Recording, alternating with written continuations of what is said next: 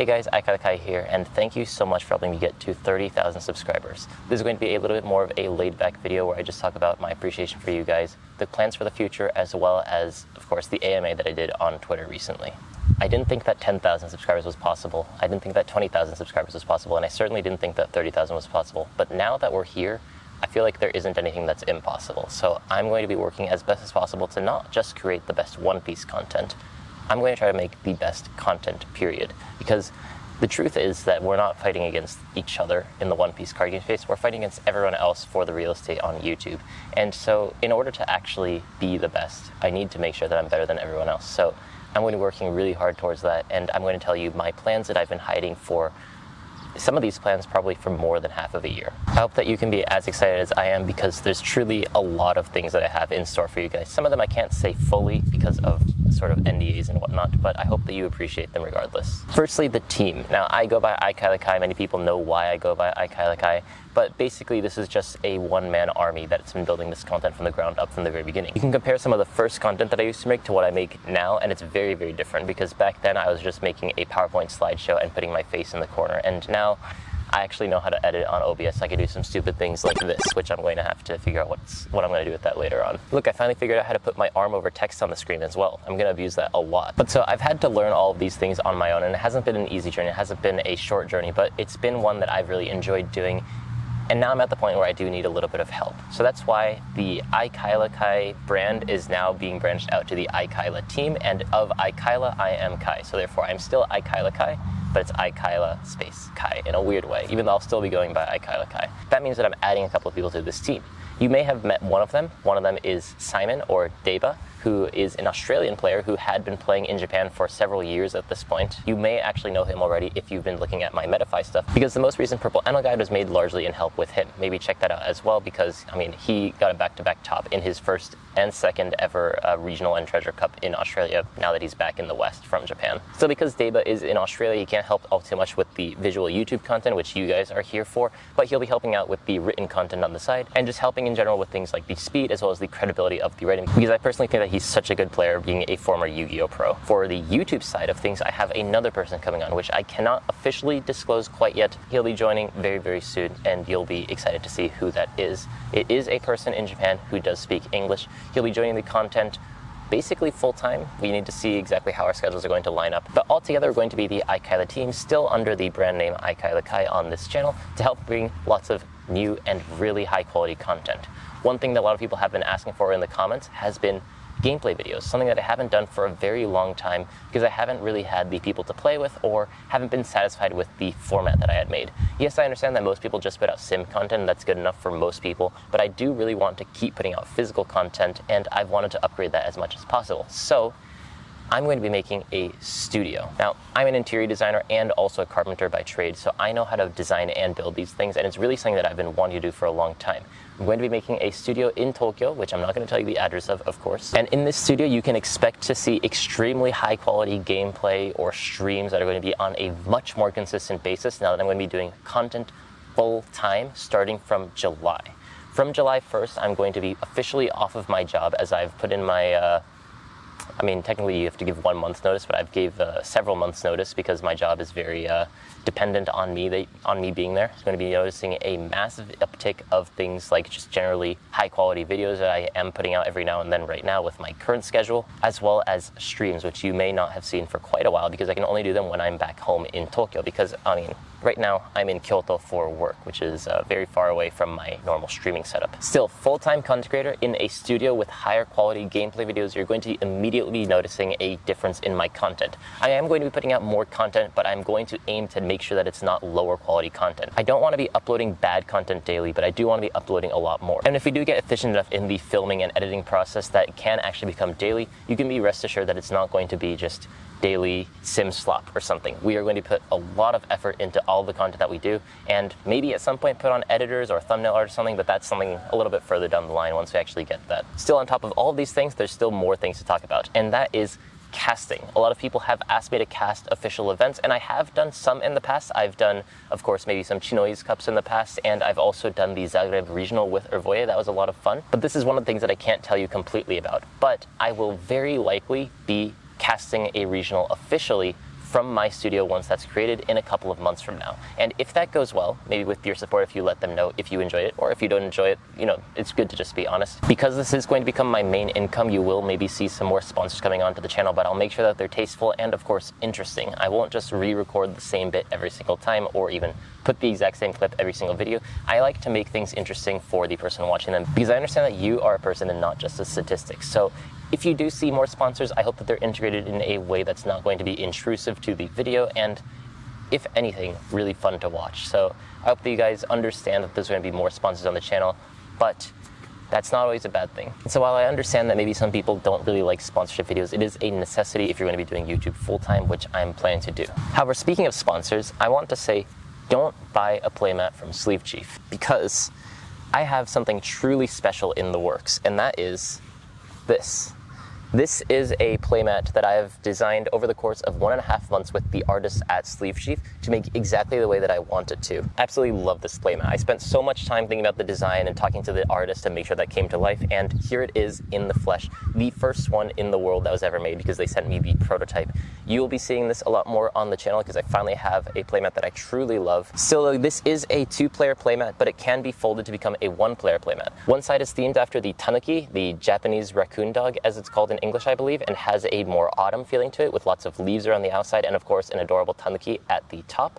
And the other side is themed after the fox. This side has the fox in the middle, of course, as well as lots of more floral designs. So you can flip over your mat and have a similar but very different feeling. Do you want to go for the autumn side or do you want to go for the spring themed side? And I think that it came out really, really nicely. Of course, you could use it as a 2-player playmat and you have this sort of yin and yang in the center as well. That's based off of the fox and tanuki. And in general, I think this is just an amazing playmat. So maybe look forward to that coming out in a couple of months too, because I absolutely love this design. And in this way, I hope that I can do some really interesting things with the brands that I'm collaborating with. Still, once again, this is not all, because on top of all the things that we already talked about, we're also going to be bringing to you unofficial tournaments. Now, the West lost something that they absolutely loved, and that was online regionals. And although we can't compete with official regionals in terms of pricing, we can compete with them in terms of consistency and production quality. So with this studio, we're going to have a casting desk that's going to be casting over these cups, which right now are scheduled to be 2 times per week. One that's going to be in a more North America friendly time zone, and one that's going to be more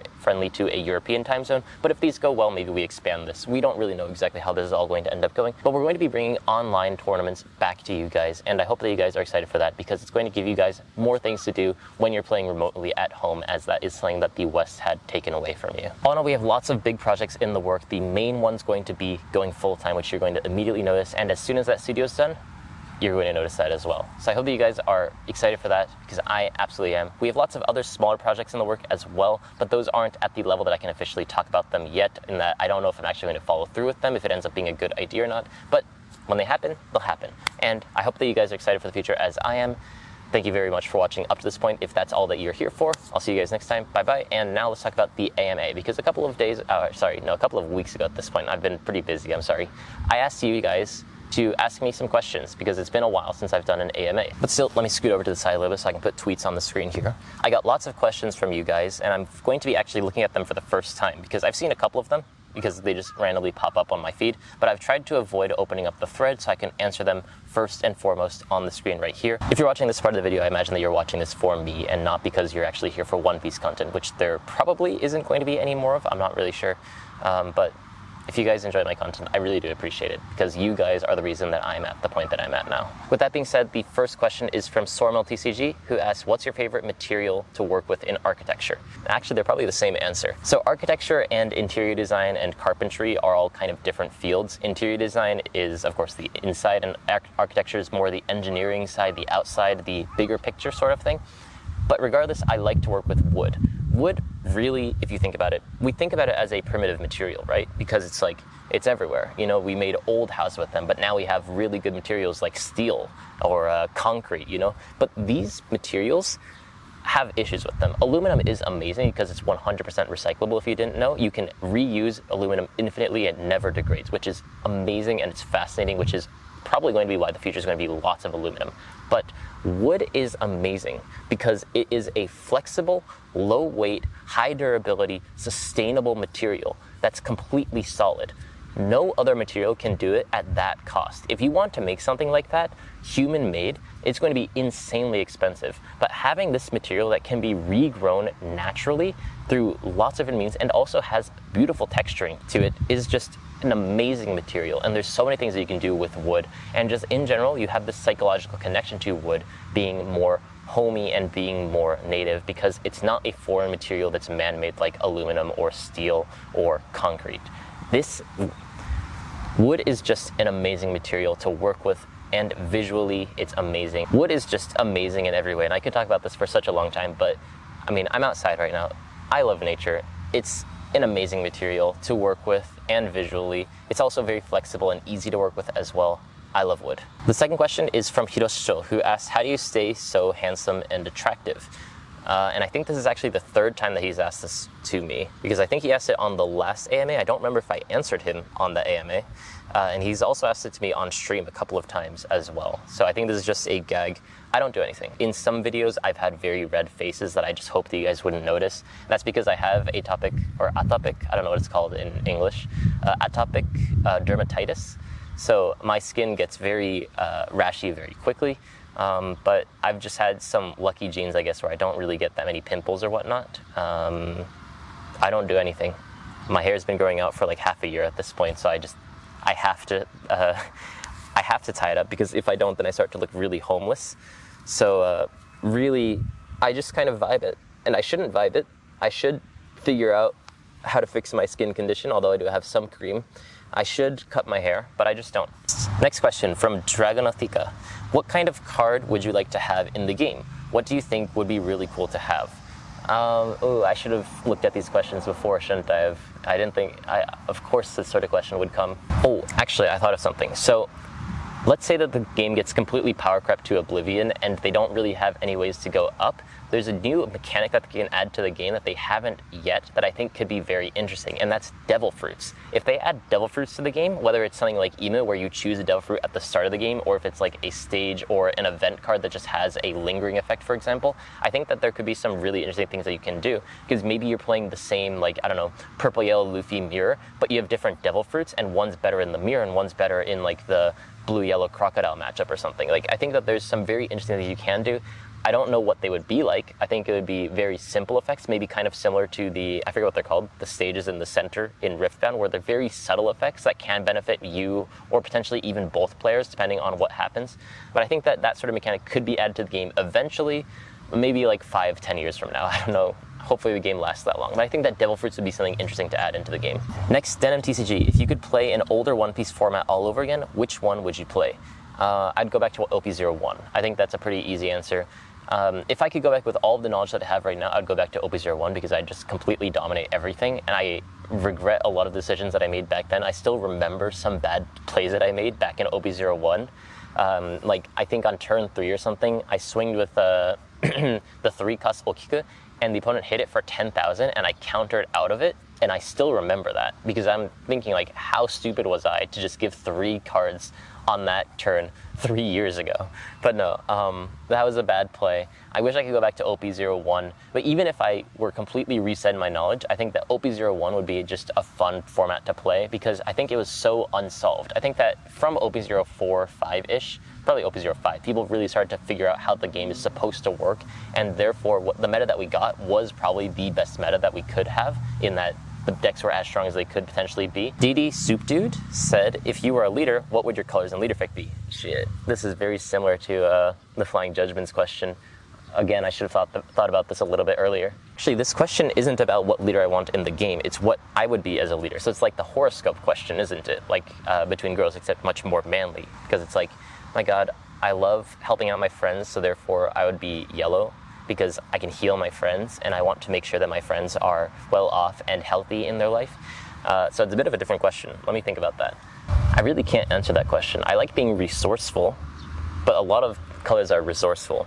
So like, probably the most resourceful colors are blue and black. I love recycling, I love nature, but nature is not a color, unless you just look at the color literally. Blue draws lots of resources, black recurs lots of resources, so maybe I'll go blue-black. and the effect did, I don't fucking know. Like maybe activate main, trash one card, draw one card, and then on attack -1 cost or something. That would work maybe. Lucas Mendes said, if you played Hearthstone, what was your favorite card? I have played Hearthstone. It's the first card game that I had ever played, and I played it a very, very long time ago, like, you know, Naxxramas level of long time ago when the first expansion came out. And my favorite card is in Naxxramas because I put Lotheb into every single deck that I played regardless of how good it was. And I think that was probably correct. That card was just stupidly broken depending on the timing. So, Lotheb. Mangly asks, what's your top 3 pieces of OPTCG content you've made or you're most proud of? So I'm not very proud of any of the videos that I've made, which may be a weird thing to say. I think that most of my videos, if you were to tier list them, at best are B tier. Most of them are C tier videos when you compare it to the grand scheme of YouTube videos. But my favorite video that I had ever made is the Blue Kuzan video, where I, a recovering blue-purple Luffy addict, tried to get off the deck and played a different deck in Blue Kuzan and went 0-5. That was a deck profile in a way, but also a story and also a vlog that I feel like I put together in a very interesting way, and I really enjoyed making that video. It didn't do all too well on YouTube, but I think it was a great video. Maybe check it out if you haven't. And actually, maybe because there's a new Blue Kuzan start deck, I could do a follow-up video to that. Still, I love that video the most, and I don't think that any of my other videos have really come close to that level of how proud I am of that video. Agenda Defender says, do you have a green thumb? I need to look up what that means. Green thumb is... someone has a natural talent for gardening? No, no, I've tried so hard to make plants grow and they always die on me. I appreciate what's around me. I cannot create it, but maybe that's why I appreciate it, because it's something that's so difficult to sustain. Stilt says, favorite music artist? Yonezu Kenshi. Yonezu Kenshi has been my favorite music artist for over 10 years probably. Since he's been doing Vocaloid back in the day, my favorite song by him is Donut Hole. Which maybe sounds weird if you're an Ace player. It's a very interesting pseudo-love song. It's very complicated in what it's actually trying to say, but I think it's a beautiful song, especially the chorus, you know, that sort of thing. Recently I've liked Sakanakshon a lot. They have a very nostalgic feeling to their music, so I like that a lot. I don't listen to very many English artists, unfortunately, so I can't say anything about that. But so yeah, those are my 2 favorite artists, Yonezu Kenshi and Sakanakshon, probably my 3 favorite songs between each. This is just going off of the top of my head, so I may forget some, sorry. But for Yonezu Kenshi, it would probably be Donut Hole, Chikyugi, and Iris Out's pretty good, but I also really like Sayonara Mata Itsuka. And then for Sakanakshon, my favorite song is Night Fishing is good, Kaiju, and the third one's pretty difficult. Shandigafu is good. Oh, we have a second question from Stilt, so sure, I'll answer that. What's your favorite thing about living in Japan? I don't know. I like it. Like, I feel very safe. I can go out at night to go to the store, buy whatever I want. I can walk to a nice park very quickly from my home. It's very convenient. I have anything that I need very close by to my home, and it's very well connected. Everything's always on time. It's very efficient. So I think just in general, living here is great if you get used to it. Because I've had some friends who like moved here from China, for example, and like they couldn't get used to the systems because there's lots of rules. But if you can get used to the rules, like, you know, days that you need to throw out trash, how you need to separate your trash, you know, then I think that it's really, really nice to live in. Like, yes, you don't make that much money from your work, but also like you don't have to spend that much money either compared to some other countries. So it's just very hard to go overseas, which is the one bad thing about Japan. But, I mean, you know, maybe the yen gets a little bit better someday. But really, though, if you live in Japan, there's so many interesting places in Japan from the north to the south. There's lots of very interesting and beautiful places you can go. So I'm happy to be here, and I never really want to leave. Heart Pirate Smoke says, what separates high-level One Piece players from average players? Please go into as much detail as possible. I'm not going to do that because I'm not a high-level player. I think that I'm a high-level deck builder. I think that I'm very high-level at explaining concepts, but I'm not very high-level at playing the game because I'm an S-tier choker. I'll always make some stupid mistake in tournaments from thinking too much, where I'll rule out an option early on because there's something obvious, and then I'll think about all the other options, and then somehow loop back and actually end up doing the first one because I forgot the reason why I didn't do the first one. I play down the card and I'm like, oh fuck, I just lost my game. I do that very often, unfortunately, so I make these bad stumbles when I play the game.